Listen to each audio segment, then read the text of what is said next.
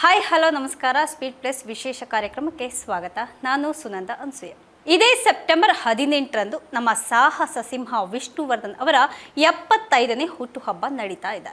ಇನ್ನು ಅಭಿಮಾನಿಗಳು ಸಹ ಕಳೆದ 2-3 ತಿಂಗಳಿನಿಂದ ದಾದಾನ ಬರ್ತ್ಡೇಯನ್ನು ಆಚರಣೆ ಮಾಡಬೇಕು ಅಂತ ಸಕಲ ಸಿದ್ಧತೆಗಳನ್ನು ಮಾಡ್ಕೊಳ್ತಾ ಇದ್ದಾರೆ.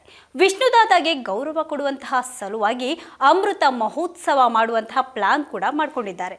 ಆದರೆ ಅಷ್ಟರಲ್ಲೇ ಅಭಿಮಾನ್ ಸ್ಟುಡಿಯೋದಲ್ಲಿ ಸಾಹಸ ಸಿಂಹನ ಸ್ಮಾರಕವನ್ನು ನೆಲಸಮ ಮಾಡಲಾಗಿದೆ. ಇದರಿಂದ ವಿಷ್ಣುವರ್ಧನ್ ಅವರ ಅಭಿಮಾನಿಗಳಂತೂ ತುಂಬಾನೇ ಬೇಸರವನ್ನ ಮಾಡ್ಕೊಂಡಿದ್ದಾರೆ. ಜೊತೆಗೆ ಪ್ರತಿಭಟನೆ, ಕೋರ್ಟ್, ಅದು ಇದು ಅಂತ ಬ್ಯುಸಿ ಕೂಡ ಆಗ್ಬಿಟ್ರು. ಈ ಮಧ್ಯೆ ಅಭಿಮಾನ್ ಸ್ಟುಡಿಯೋ ಅರಣ್ಯ ಇಲಾಖೆಗೆ ಸೇರಿದ್ದು ಅಂತ ಸರ್ಕಾರ ಘೋಷಣೆ ಕೂಡ ಮಾಡಿದೆ. ಸದ್ಯ ಇದೀಗ ಅಭಿಮಾನ್ ಸ್ಟುಡಿಯೋದ ವಿವಾದ ಕೋರ್ಟ್ನಲ್ಲಿ ನಡೀತಾ ಇದೆ.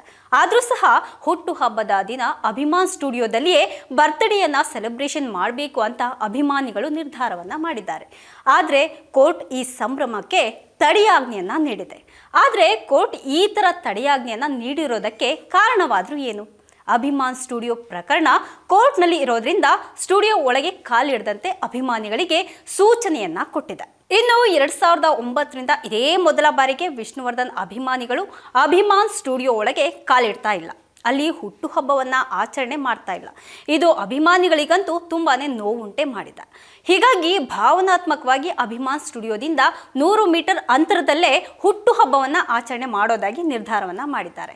ಇನ್ನು ಈ ಬಗ್ಗೆ ವಿಷ್ಣು ಸೇನಾ ಸಮಿತಿಯ ಅಧ್ಯಕ್ಷರಾದಂತಹ ವೀರಕಾಪುತ್ರ ಶ್ರೀನಿವಾಸ್ ಮಾಹಿತಿಯನ್ನ ಕೂಡ ಹಂಚಿಕೊಂಡಿದ್ದಾರೆ.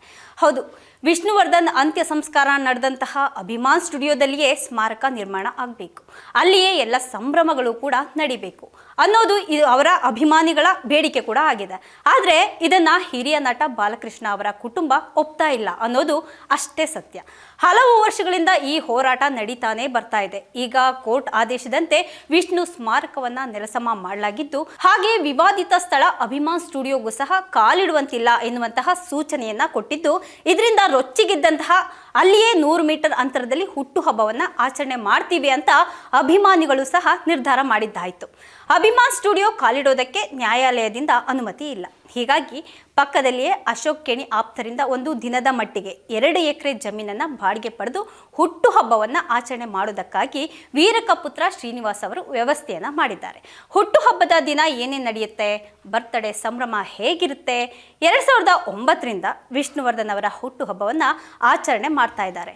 ಇನ್ನು ಈ ಸಲ ಅದು ಕೋರ್ಟ್ನಲ್ಲಿ ಕೇಸ್ ಇರೋದ್ರಿಂದ ಅಲ್ಲಿ ಆಚರಣೆ ಮಾಡದೇ ಇರುವಂತೆ ತೀರ್ಪನ್ನು ಸಹ ಕೊಟ್ಟಿದ್ದೆ.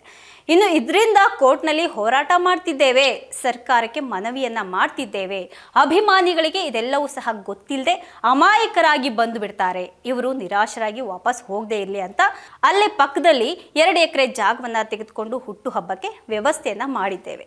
ರಾಜಕೀಯ ಮುಖಂಡರು ಹಾಗೆ ಅಶೋಕ್ ಕೇಣಿಯವರ ಒಡನಾಡಿ ರುದ್ರೇಶ್ ಎಂಬುವರಿಂದ ಅನುಮತಿಯನ್ನ ಪಡೆದು ಅಲ್ಲಿ ಮಂಟಪವನ್ನ ಕಟ್ಟಿ ಅಲ್ಲಿ ವಿಷ್ಣುವರ್ಧನ್ ಅವರ ಪುತ್ಥಳಿ ಇಟ್ಟು ಅಲ್ಲಿಗೆ ಬಂದಂತವರ ಅಭಿಮಾನಿಗಳಿಗೆ ಅನ್ನದಾನ, ರಕ್ತದಾನ, ಆರೋಗ್ಯ ತಪಾಸಣೆ ವ್ಯವಸ್ಥೆ ಕೂಡ ಮಾಡ್ತಿದ್ದೇವೆ ಅಂತ ವೀರಕಪುತ್ರ ಶ್ರೀನಿವಾಸ್ ಅವರು ಹೇಳಿಕೆಯನ್ನ ಕೊಟ್ಟಿದ್ದಾರೆ.